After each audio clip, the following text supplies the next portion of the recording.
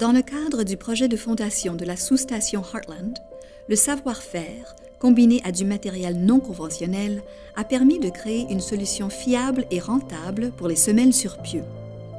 Le groupe Edmonton Buildings de PCL a travaillé avec le sous-traitant Agra Foundations pour installer des pieux à l'emplacement de la sous-station. Des couches de sol limoneux et sableux et d'argile superposées sur une fondation rocheuse ont créé des conditions idéales pour l'installation de pieux forés et coulés sur place. Toutefois, en raison des conditions météorologiques et du froid hivernal, les méthodes traditionnelles étaient peu pratiques. Un abri de palissade préfabriqué est installé sur chaque semelle sur pieux avec un appareil de chauffage indirect qui est fixé sur l'abri. PCL a utilisé des tentes en dôme, utilisées pour la pêche sur glace, avec des chaufferettes au propane, plutôt que de construire des abris de palissade et de louer des chaufferettes Harman Nelson. Les économies associées à l'utilisation novatrice de tentes en dôme ont été réalisées dans 3 domaines. Des tentes, comparativement à des abris de palissade en bois, le chauffage et la main-d'œuvre. Chaque tente coûte environ 225 $.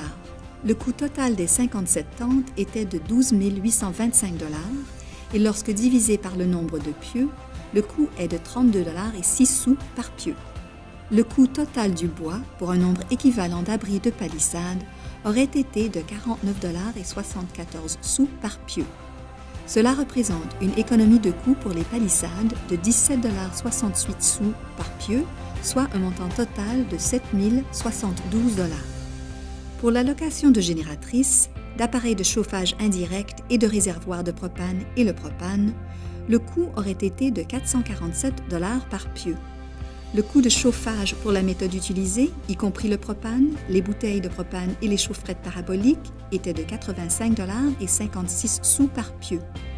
La plus grande différence dans les coûts de chauffage a été la plus faible quantité de propane consommée par les chaufferettes paraboliques plus efficaces installées dans les tentes pour la pêche sur glace, soit des structures conçues pour conserver la chaleur. Les économies totales pour le chauffage étaient de 362 $ par pieu ou 144 800 $ au total.